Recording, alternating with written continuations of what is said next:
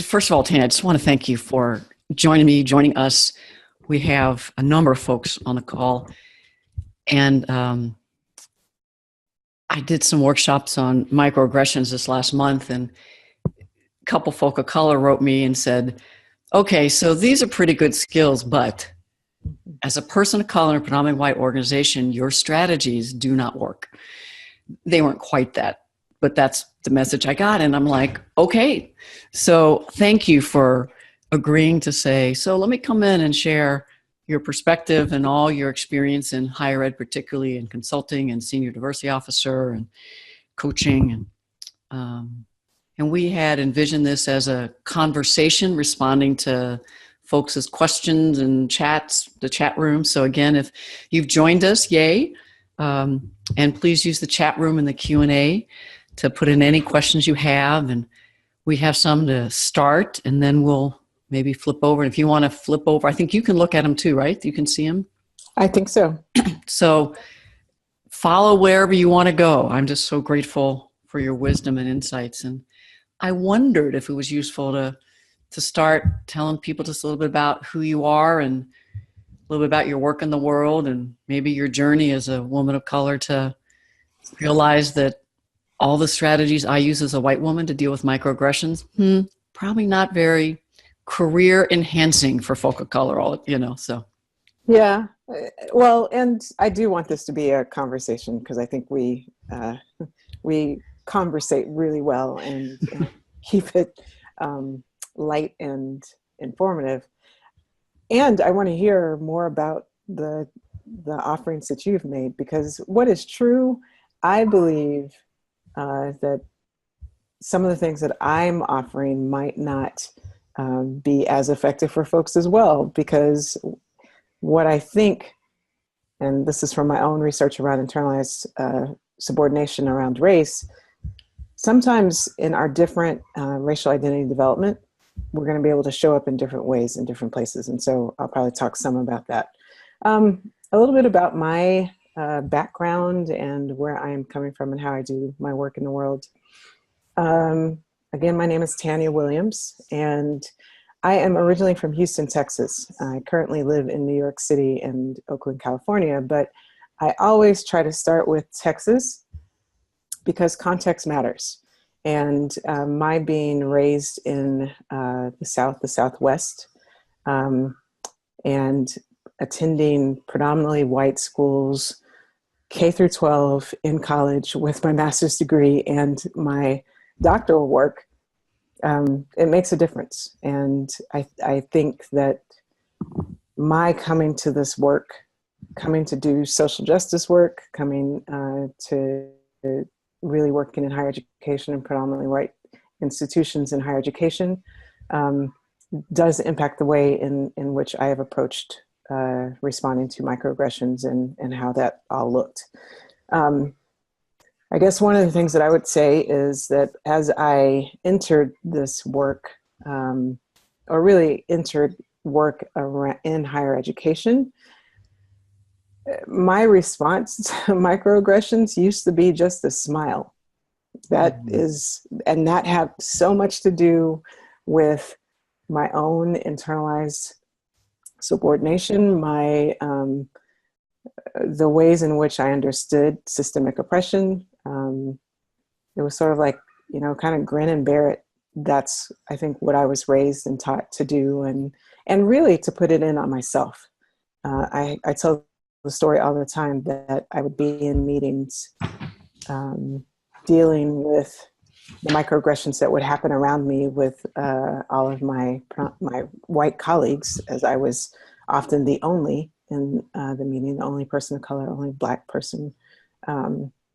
And I would sit silently or, go back to my office and be angry, or go to the other one or two people of color on campus, one or two Black people on campus, and,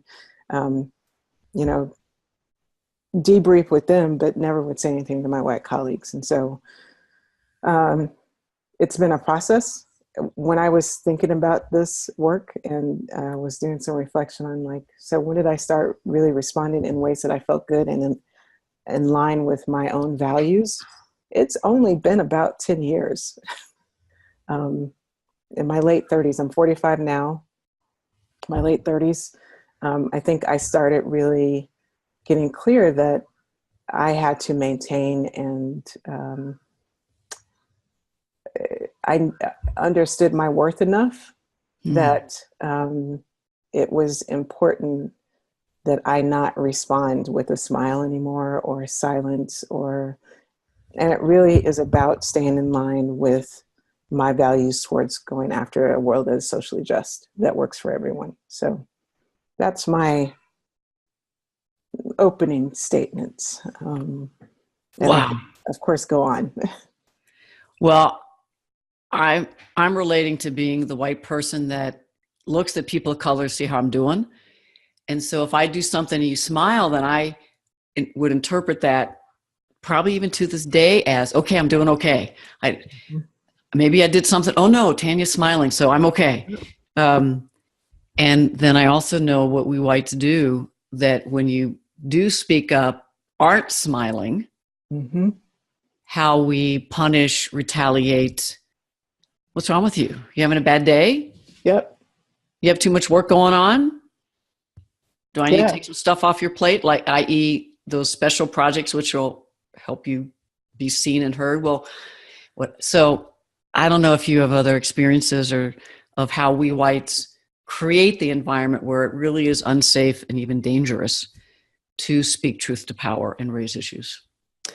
I just, as you were talking, Kathy, I had a flash of a supervisor in one of my first roles out of my master's degree. And this was a small private liberal arts college that really, there were 3 African-American folks on staff and faculty. And so there were 3 of us. And one of my colleagues, who was a really good friend of mine and still is a good friend of mine, we would have lunch every once in a while. And one of my supervisor, who was an older white man, would come up to us every time while we were sitting and having lunch and ask us what kind of trouble we were getting into. Every single time. It was sort of like, oh, here comes this person, and he's going to say the same exact things. Like, are y'all staying out of trouble? What kind of trouble y'all getting in? And it was that response, and where I was at the time, of, okay, I'm supposed to take this because this is my supervisor. And it feels completely unsafe to turn to him and say, I don't know if you understand this, but every time you insinuate that, you are playing on some really old stereotypes and some old, I know you're probably trying to connect with us. It is not connecting with us. And so it really, I think about all of the ways that I didn't feel safe to do it, because I was often, and this is what I see in so many nonprofits and corporations that I work with, that there is no one that has significant positional power. And I most definitely didn't have positional power it's not even a challenge. And I hate that people have it written, that some white people have it written as, oh, you're challenging me. It really was when I interrupt microaggressions, I see it as I'm actually giving a gift, because I'm not allowing you to continue in your ignorance. That is not how it's often heard. Really? But it really, because the story, I think about that same interaction, it's like, I didn't want to be around my supervisor because he didn't know what else. He didn't have a way to interact with us that was authentic. And so it's a gift when someone stops and says that what you're doing right now is not actually working, or it is being experienced in this way. I wish people would see it as a gift, and we're not there yet.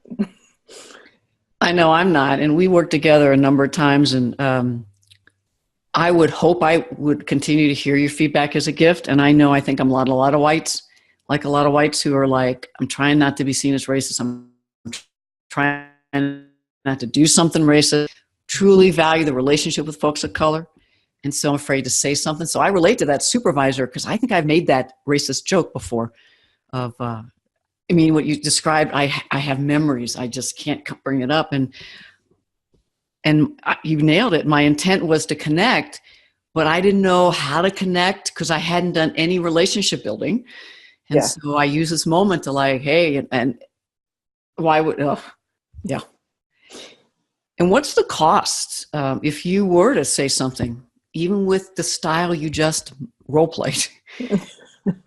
What do we white people do when folks of color in our minds dare to give us feedback and critique us? And what are you doing? Challenging us, attacking us? I mean, that's how we frame it.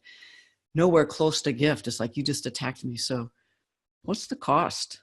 The cost is just what you were saying earlier. It's like, so what's wrong with you, Tanya?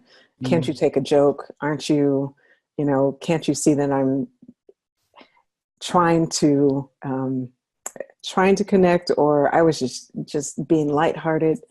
The cost is, I experience it as a cost to an authentic relationship, and a cost to having my voice be present, because I will say it, I'm relatively wise, and so you want my voice present. But if you shut me down constantly or have me feel like what I just experienced was not based in any type of racial inequities and a system of race, it's shortchanging the authentic connection and dialogue that we can have. And I think the thing that frustrates me a lot when I work with folks at nonprofits is that it is a spoken, I guess, an expression of a nonprofit workplace that they want to have a racially just or anti-racist space, but aren't able to really have authentic conversations. And so it troubles me when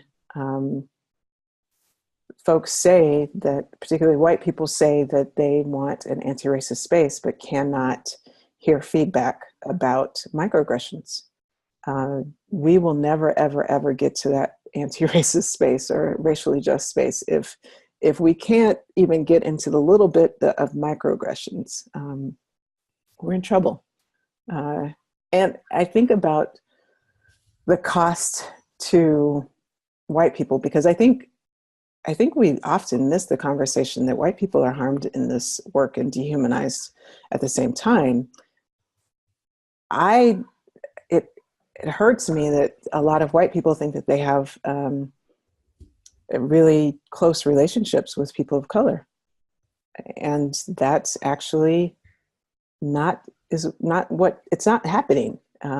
Because if people of color cannot speak the microaggressions that are happening most of the time unintentionally, but they can't say it and speak it and have it in the air, that relationship is not as authentic as we think it is. Someone wrote in wondering about, could we talk more about what could you say to white folk in those moments? So I want to ask the folks that are listening, that are on video, could you type in, a sentence or two of the type of microaggression you'd like Tanya and maybe me to reflect on? And as you were talking and that question came in, what do you think of this idea? I was wondering if relationships, so white, you set it up as white supervising person of color, mm-hmm. or a team of folk where you're the only person of color or one of a few. What do you think of the idea of negotiating ahead of time how we're going to engage each other? And it's all of our responsibilities to notice microaggressions. And when a person of color does take the risk to raise mm-hmm. issues, how could and should whites engage? And so you're negotiating that. Is that kind of, we whites like to negotiate these things. So I want to make sure I'm not being too white culture here, but I wonder if it could be useful. What's true is folks of color have learned to be in organizations and have learned how to negotiate too. And so that is not foreign to me. I think it only makes sense to me, and we talk about it all the time when working with organizations. We talk about having them set some guidelines and some ground rules and ways of engaging with each other to help them have these conversations and have these moments. And so that creates that practice creates a safer space, both for the person of color to speak the microaggression or the microaggressions into the room, but also I believe a safe space for the white people to, because I think what is often happening when we talk about microaggressions is that white people are responding from a place of shame. And that shame short circuits any kind of effective response that allows for white people to hear it. And so I think creating those guidelines or creating that, I hate to say it's protocol because that is totally white culture. It creates a way for people to enter into these potentially tense moments where all parties can be heard. And that it's like having that laid out. I think about with that supervisor, and I could talk about a number of other microaggressions that I've either heard from folks that I've gotten to work with or that I've experienced myself.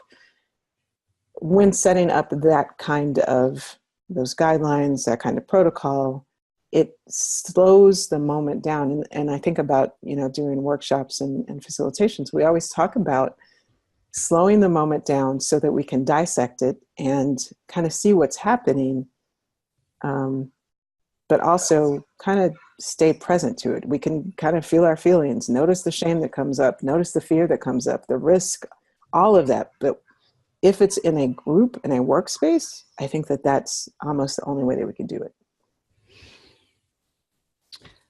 I love that you brought in shame and guilt, because when I work with whites, I hear them say it all the time, and then we go into fight, flight, freeze, flounder.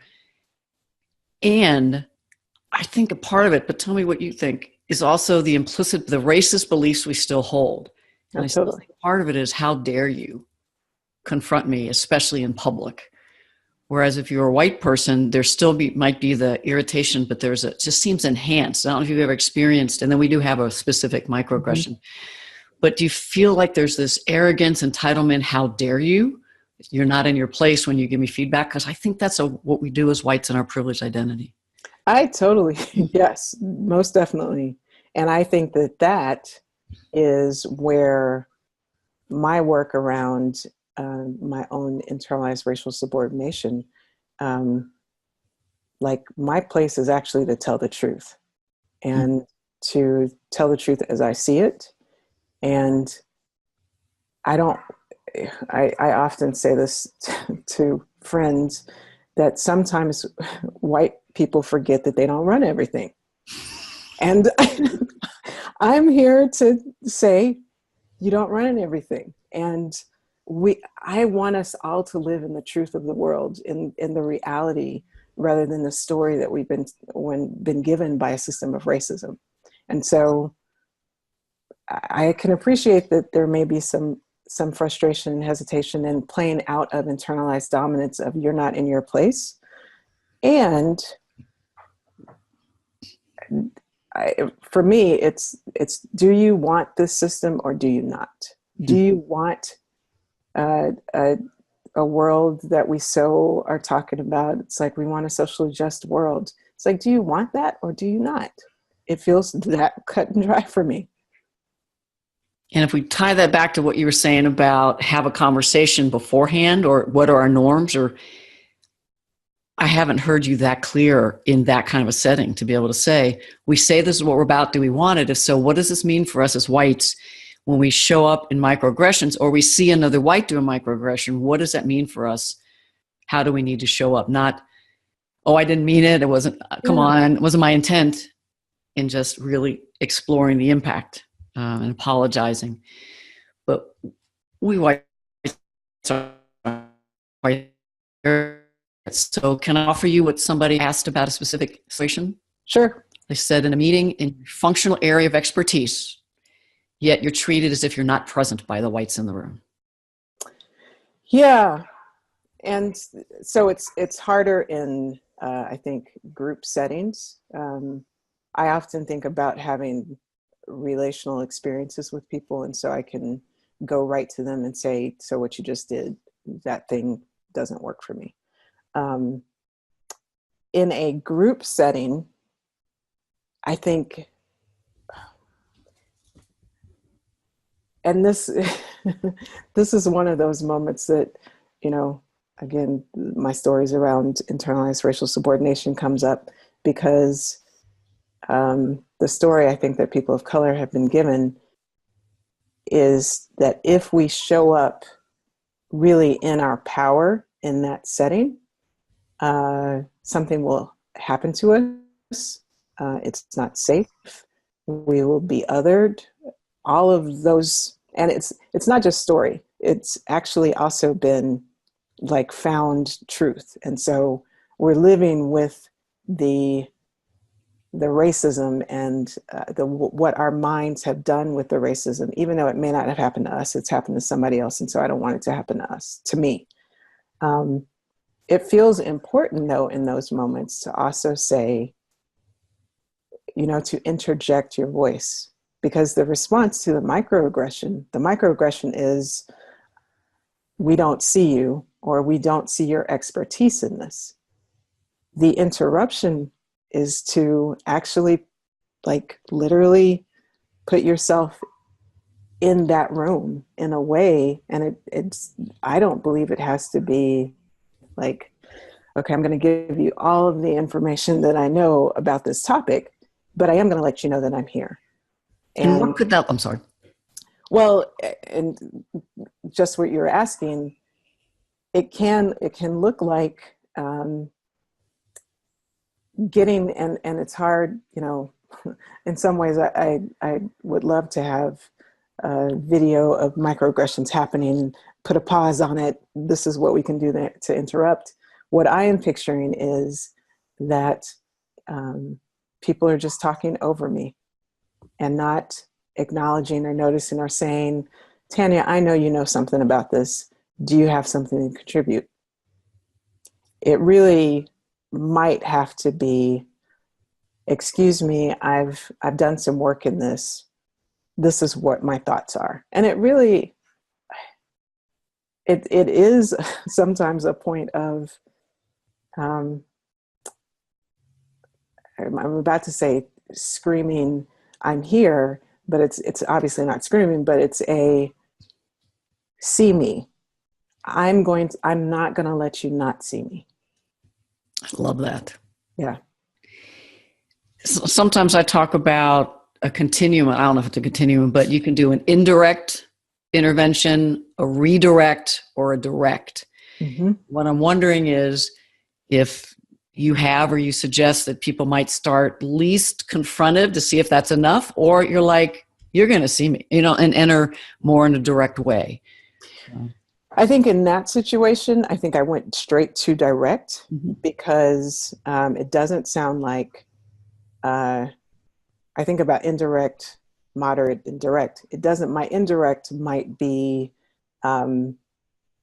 getting the eye of one of my white colleagues to say, you know, you see me, get me into this conversation. You know, that situation, I'm totally picturing like voices flying and, you know, and just people not acknowledging and not, I don't think white people experience or see how much people of color don't ever get seen. I've walked through the streets. Just the other day, I was getting off a train on the Amtrak, and someone basically pulled their suitcase down on my head. And it's a function of not being seen. And so I think sometimes in those situations, it has to be a direct, like, see me, because it's an overlooking that is just so, I think that is a function of internalized dominance. Yeah. I matter. You don't. I don't even see you. Yep. And even if you're there, you're in my way. Yeah, exactly. So it's having me wonder about, again, if we're proactive, either those one or two whites you trust or the whole group, to look at the common dynamics that happen in meetings, how they impact anybody, but then particularly how they impact from white to people of color. That may get a few more whites aware and intervening, so folks of color aren't carrying all of the weight and burden and emotional tax of having to take the huge risk. We have a second one. Do you want me to read it, or do you want to read it? Why don't you read it so people can hear and I can read along? How can I navigate not being heard at meetings? I find when I bring up questions and suggestions, I'm told to clarify, or they don't understand what I'm saying. I love it. I'm told to clarify, not asked a question. Just priceless. I then wonder if there's something I'm doing wrong. I've asked for feedback and I'm told that I'm fine, but it keeps happening. It's quite frustrating. What can I do? Wow. The first thing that I immediately think, and I think that this is key for folks of color, is that know that you're not doing anything wrong. This is a function and a dynamic of oppression. Yeah. It really, I can completely understand that it is frustrating, because it's that experience of, I know that because what is probably true is you've thought of how are you going to say something before you say it, because oppression teaches us that we have to do that. And so you know that you're clear. And I, again, think that it is a function, it is a way to deal with this, is to use some time, perhaps in that meeting or another meeting, to say, I want to share with you a dynamic that I keep seeing. And I hate that, what comes to my mind is preface it with, we don't need to get into a deep conversation about what it means, but this is a pattern that I keep seeing. And I've asked for feedback. I've heard that I'm fine, but it is a constant pattern. And so I need for us as a team to talk about how we can stop this pattern. And because what I think sometimes happens is that microaggressions then become the problem of the folks of color. Yeah. It actually needs to be everybody's problem. That this is a team dynamic, and so the team can figure out together, what do we need to do to not have this happen again? Because my experience of it is going to have me not contributing anymore. And again, you want my information, you want my knowledge. So I would really bring it back to the whole team to say, this is a dynamic that I'm noticing regularly, and what can we do about it? I love that strategy. And I can also imagine you say, has anybody else noticed that dynamic? Yeah. So that you're not the only one, and see what other whites might have courage to come in and test. I love it. Please. Can I make a point there? What I heard in the connection of our two responses is the joint working that has to happen. That it can't fall on any, I talk about it as any one side. I think of oppression being the spot that meets up between dominant and subordinate identities, that piece right here. And what has happened, I don't know if this is going to make sense, that it's become mostly the responsibility of, if these are folks of color, mostly the responsibility of people of color to carry that weight. We actually have got to both do our work from our locations to make any difference. Totally. Can I test an idea out of you? Because this is where, as a white person, I would say this. Mm-hmm. So if as a white woman, white lesbian, I'm not being heard, I experience it out of my marginalized identity, but I have all this other privilege, doctor, right? But in that moment that someone suggests I'm not being heard, I know I've said, could somebody else share what they heard me say? So, Yep. but I got all this privilege. I just want to test that out. If someone has multiple marginalized identities, there's a higher risk, but I don't know what you might think of that, because I'm like done with not being heard. And I don't want to repeat myself. It's like, oh no, you don't deserve me to use my energy with you anymore. What does somebody else think? Yeah, I appreciate that you said, can someone else say what they heard me say? Because I also have heard that said as, can someone say it better?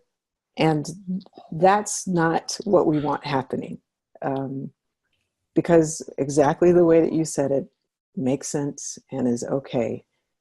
Someone else may have heard it in a different way and could say it, but I actually think that's a great response. I think sometimes, unfortunately, from folks of color, it still can be experienced as being uppity. Yeah. And you gotta almost know your crowd, like who in the room, and this is why I know that organizations need the wisdom and insight of people of color, because they have learned how to read and navigate systems like nobody else. And so that there's a level of wisdom there that organizations need, but are missing out on because of microaggressions. Yeah. Hey, we got another one. Okay. You want me to read it again, or you want to? I could take it. Okay. Any suggestions for calling out folks who come to me, the manager of diversity services, to help them find diversity for their area, board, committee, etc.? I work in the student services area of the college, but they are not asking me about including students. I take it as, you must know some folks of color. You can give me some names of people I can ask. I find it so annoying, but struggle with maintaining the professional relationship, and it's different individuals each time. I also don't want to out my small network of other professionals of color. We get tapped for too much representation as it is. Yes. So there's, if we were to do like themes of microaggressions, this falls under the theme of, and I heard this just the other day with a nonprofit I was working with, that there aren't enough people of color. We hired someone that was white for this role. We just couldn't find any folks of color. Qualified is the unspoken racist. Exactly. All right. Exactly. It's like, yeah. So again, well, the first thing I think of, I appreciate that you are protecting your small network of other professionals of color, because I think that's one of the things that I think it's important to help people understand, that other folks of color are not the well that you can go and draw other people of color from, that it's not a never-ending well. And in the meantime, when we offer relationships or networks that we have the potential of damaging those networks by sending people into spaces that are not anti-racist or attempting to be socially just. So that said, I go to a place of, this is often my fallback of when people come in those ways, like, who else did you ask? And potentially, and you do work in diversity services, but what does your network look like? Have you attempted to build networks with people of color that you can call on yourself, as opposed to going to diversity services and saying, you must have a whole bunch of folks of color, in the back room that you can just call on? Really engaging someone about, how do you create those networks yourself, and not just come to the person of color that you know to provide use of names. That is an interruption. It also, you could also take the time to go on and to say, when you ask folks of color this, have you asked other white people? Are you only asking people of color about? So really engage in a conversation of, so what is the assumption there that only people of color have networks of color? And have you done the work to really start to develop your own network? Love that, because it puts it back, the responsibility, where it should have been in the first place. Yep. And I was imagining being on the other end of that conversation with you, and I could hear whites saying, what's the big deal? I just came by once to ask. You're just so touchy and sensitive and angry all the time. Because I don't think whites get cumulative impact. Mm-hmm. And so our commoner behavior feels like an isolated incident when it's not. There's a great video that I often use when I talk about microaggressions. If you look up mosquitoes and microaggressions on YouTube, fantastic video. And it gives a very simple kind of, it actually doesn't even name cumulative impact, but it talks about essentially, if microaggressions were mosquitoes, people who get bit all the time have a very different experience of it when there are folks who don't get it bit as often. And they have this great image, and it's a cute little cartoon video, this great image of this Black woman who's just getting all of these mosquito bites that represent microaggressions. And she kind of lets loose with a flamethrower on the mosquitoes. And, off to the side, there are two white men saying, oh, she's just another angry Black woman. Mm. And that it's such a good way to talk about cumulative impact, because usually folks don't see the 100 days in a row that someone has asked me about my hair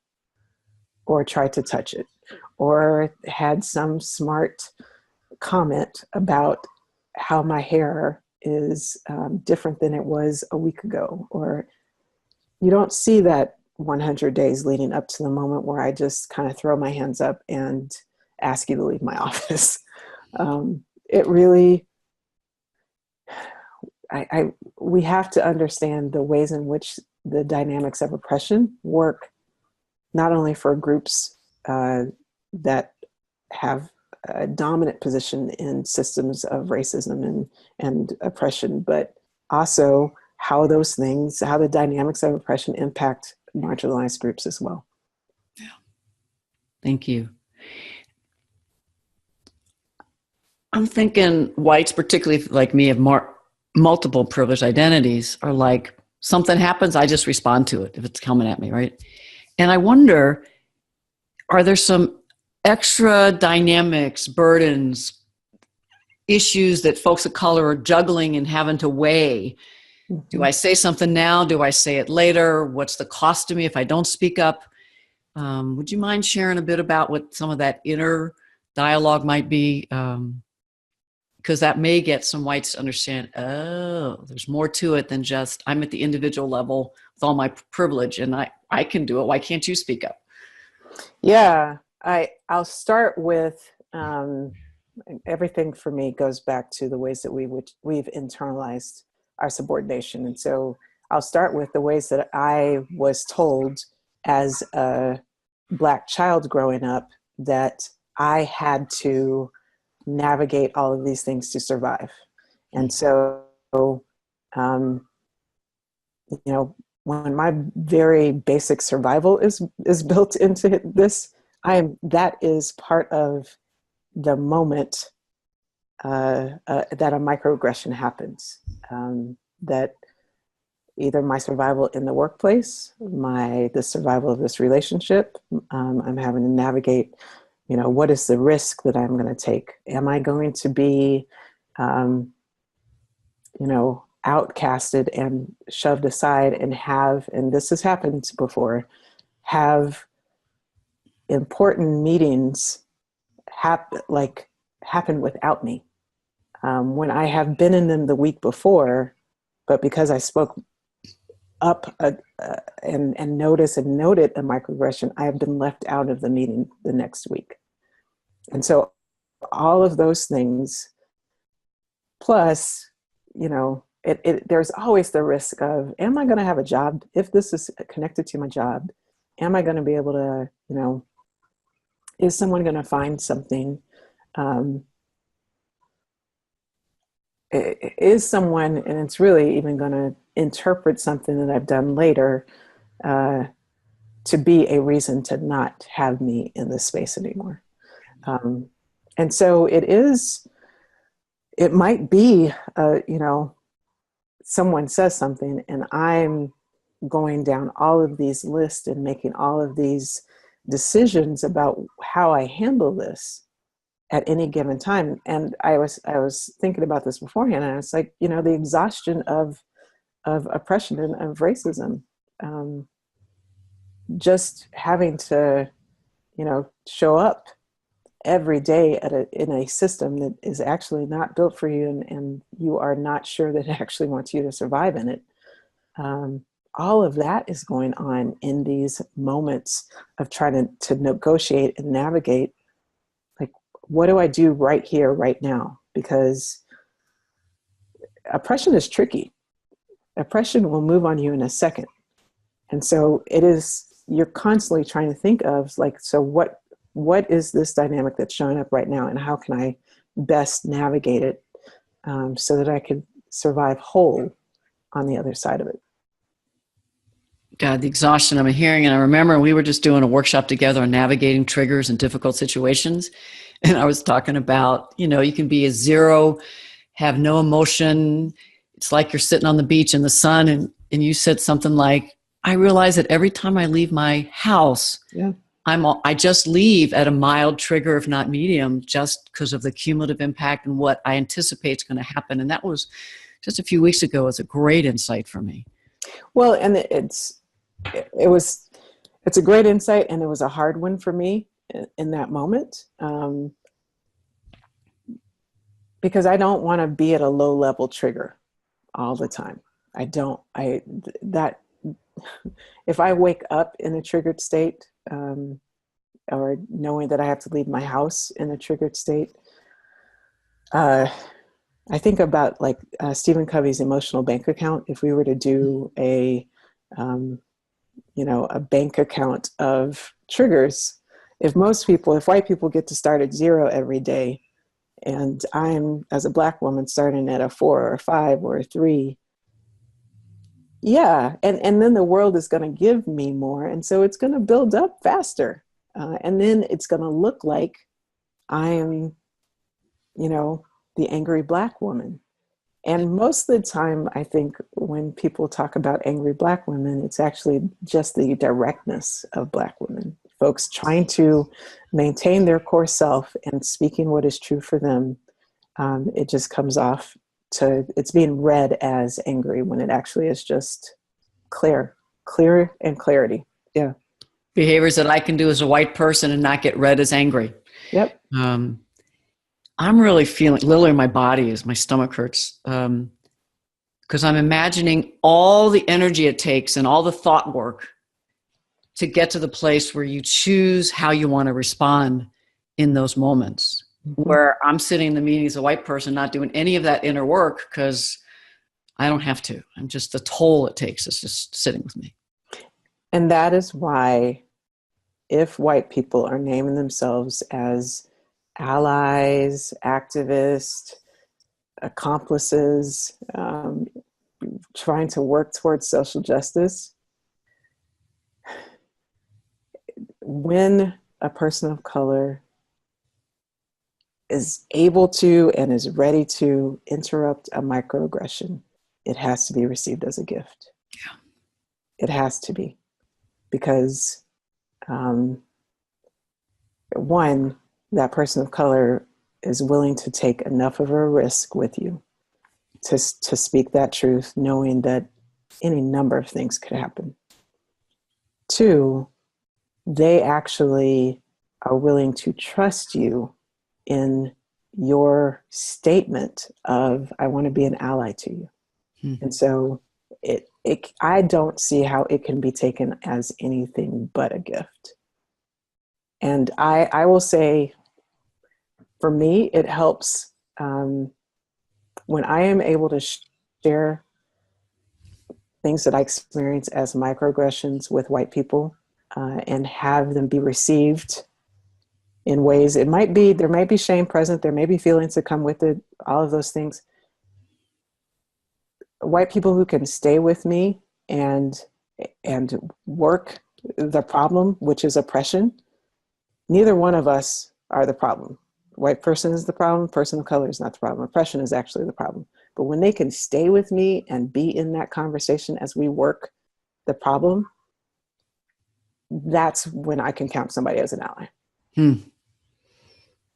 Yeah, I think the white people fear is like, ooh, let me get out of this as fast as I can so I don't say anything else. And tell me I'm wrong, you're saying, stay in it with me. Let's talk about racism from our different positions. What's your part in this? What do you need to do differently? But stay in it with me. Yep. Even when it gets hard. Because white folks have run so much, run from staying in the struggle of racism. Because white folks have been able to, because of power. Social power allows for white folks to leave the conversation. And I'm grounded and committed to, it's like I struggle with people saying that they want these things, but then not being willing to actually stick around to do something different. And that's when I just start, calling your bluff. Like, you said you want to be an ally. Let's do it. Oh, whites will be very scared when you say that. Many. I love it. But yeah. And I want whites to hear that I didn't say, I'm gonna call your bluff. Let's do it. You handle it by yourself. I am right here with you because I know that our humanity is actually linked. And if either one of us from our different positionality decides like it's all your work, well, it's not going to move. It's never going to move. So I'm to the point now. I'm ready to call people's bluff. Love it. I'm still back with your hand gesture a bit ago, because I think it's related to what you were just saying. Because you see me all the time doing privileged, marginalized. You had it. You still said privileged, marginalized, but you had two people showing up as equal. And I had this new thought. I want to test. Your whites think we're here. People of color less than effective. When you call me on something, I go one down. Like, now you're going to have the power and punish me, and I'm bad. And you're asking for, no, show up, and partner. Yes. I don't know if whites know how to partner as a group. I know I'm still learning. How do I show up, not better than, worse than, ashamed, guilt, but partnering with you, with your wisdom, partnering. Yeah, I love that. And I do have it as equal because that's what it is. That's the truth that I know. And then I know that oppression has us working from these marginalized and dominant places. I think you're right that there's this, it turns into this. And I go to, white culture has taught us that community and collaboration and connection actually is not important. So it feels like white people may not know how to partner. And that's all the more reason that, it's like, this is a place where you can say, I'm not sure how to do this, but I want to be in with you. That's about community. That's about collaboration. I think I've been doing some work around Dr. Barbara Love's liberatory consciousness, and really like, how do we practice a liberatory consciousness? And part of liberatory consciousness is to be in accountability to others. And that white people have only had to be accountable like to nobody, because that's what social power allows. This is the point in which, if we're really going to do this work and partner in the way that we can, it is about white people being accountable to people of color. And I think that that's when white people stay in conversations and like are able to hear microaggressions. That's about partnering. That's about actually saying, whoa, I didn't know. And like, help me understand how that landed on you.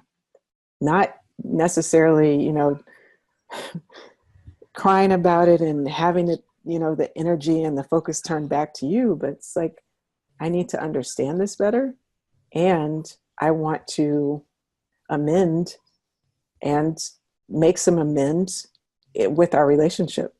Because if I really want to have a relationship and move towards a world that is equitable, that's what we have to do. We had one more question come in, and it may not have been related to what you're saying, but I wonder if some folk, white and of color, can hear what you're saying about the issue is oppression, right? That, you know, coddling whites. So someone asked, what are some good ways that you found for being compassionate to white folks as fellow human beings without getting the position of caretaking or draining yourself? And when they're doing that, I'm going to put in Dr. Barbara Love's information that somebody asked for. Okay. So I love that question, because for me, that is where a lot of I feel like as folks of color, we sometimes have learned as part of our internalized racial subordination. The only thing that we know how to do is coddle and to caretake. And when I have, and as I do, and let's be clear, I don't think I'm ever going to be done doing my work around racial, internalized racial subordination. But as I do that work, I can separate my role of being a caretaker, which is learned and generationally learned. It's a generational memory of Black people caring for white people, particularly coming out of the South. I would say across the nation with domestics, and I see it around New York City even now with people caring for children. When I step out of my role of being caretaker and step into my humanity and see this person as another human who I just want to connect to, that's when I move into a place of compassion. That it really is not about me needing to, and it's not what I remember when I started working with, like, so how do I not, you know, move in and say we're in a workshop, how do I not, you know, run to the white person, give them tissue, start patting them and making sure they're okay. I was afraid that that I would need to harden my heart to kind of stay, you know, static and not see this human being over here crying. It's like, that actually is not what is true at all. It's like, I actually am able to open my heart more because it's coming from a more connected human place. That the compassion, it really is, I have compassion for the pain or the shame or the whatever you're going through right now. But I, as a person of color, don't need to step into a role of caretaking. That it really can be, are you okay? Because I see you as a human being, and I'm going to trust that you, as an adult, can actually care for yourself. And that, for me, that comes out of a lot of work around my own internalized racial subordination, but also work around my own, you know, fear of, you know, not being liked and all of that stuff. So relate. Yeah. We could keep going. And I know we're close to time. I was wondering if you wouldn't mind talking a bit about some of the ways that you support folk of color to do the internalized healing work. Because I realize that it could be, I don't know, but I see so many books that are focused on whites. I know a lot of my work is focused on developing whites, and healing internalized dominance. And I'm like, is it just the publishing industry isn't publishing more, or we're not? So I just don't see as much energy in organizations. It's like, y'all lucky to be here. Now let me help the white people work with you, as opposed to let's heal oppression all around us. So if you wouldn't mind, and I put your information back up in case people want to connect with you. Sure. One of the things that when I was working on my doctorate, one of the things I recognized was that so much of the work that we do around racism and oppression is to get white people up to speed. And I can think about my own trainings early in my career. Much of my work was, I see you people of color, join me as we help these white people get up to speed.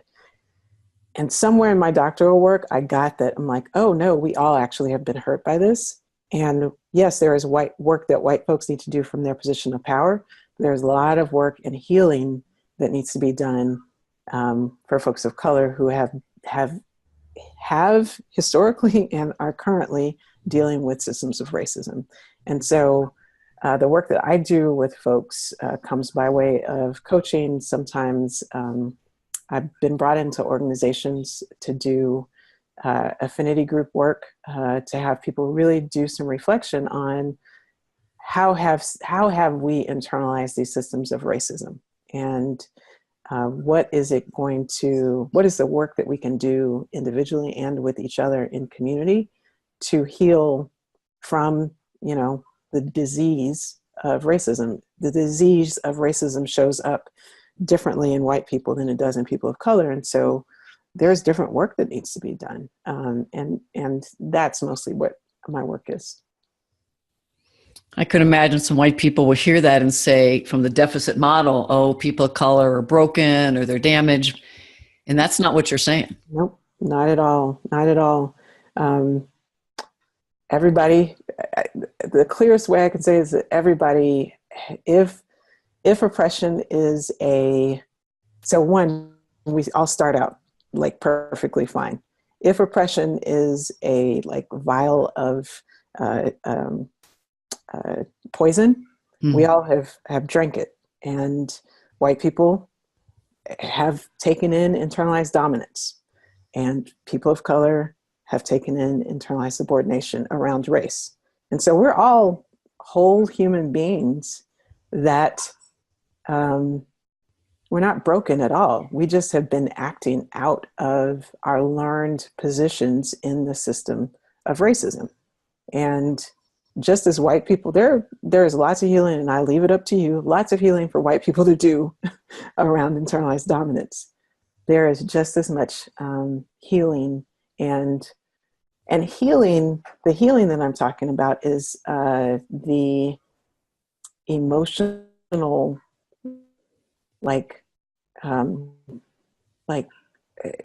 clearing out some of the system from our brain. In the same way that white people have to clear out some of the system from their brain. And everybody has to take risk in different ways, but everyone has to take a risk to move into this world that we want, that is socially just and equitable. And I just choose to do a lot. I do work with groups and nonprofits and organizations and corporations, but I choose to do work primarily sometimes with people of color around internalized racial subordination. So maybe, as we have to probably go to closure because we're over, I always do this, but I just had a new idea.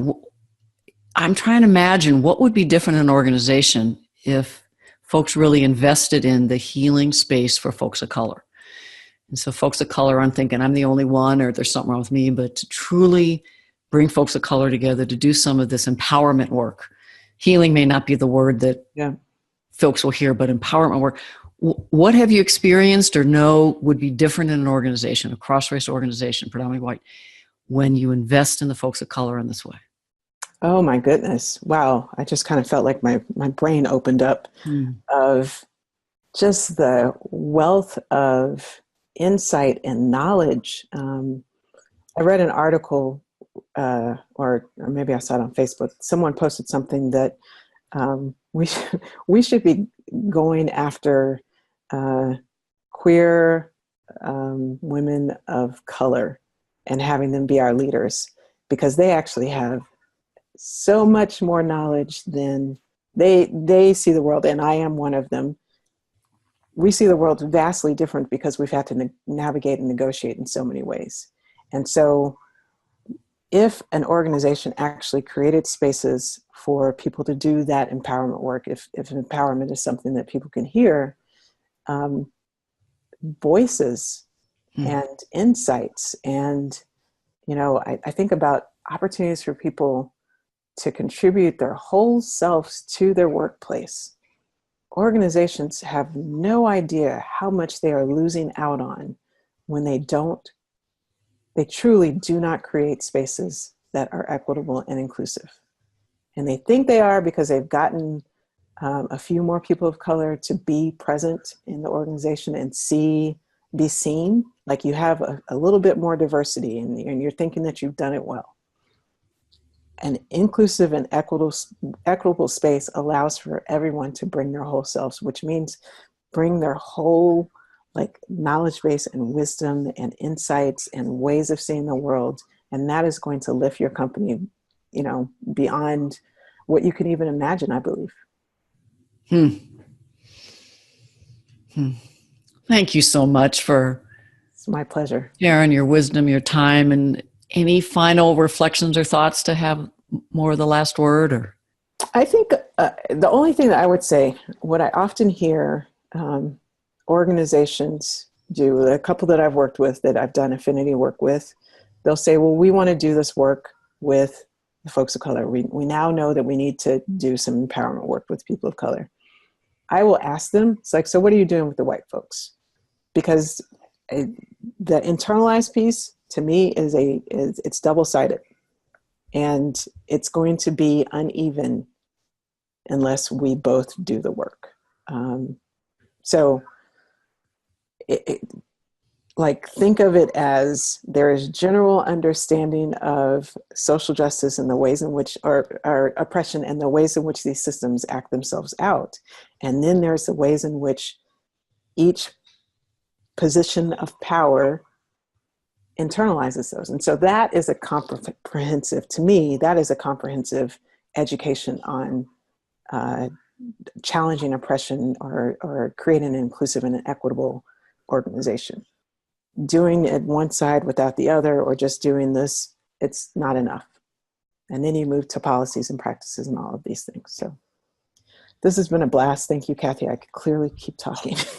Well, I don't know if you'd be willing to do this some more. If you are, I was going to invite folk as we're closing out, if you want to use the chat room or email me, what other topics would you like this? Because I'm doing other kinds of webinars and Q&As, but I'm like, this was so much fun and really appreciate and value you. And so, yeah.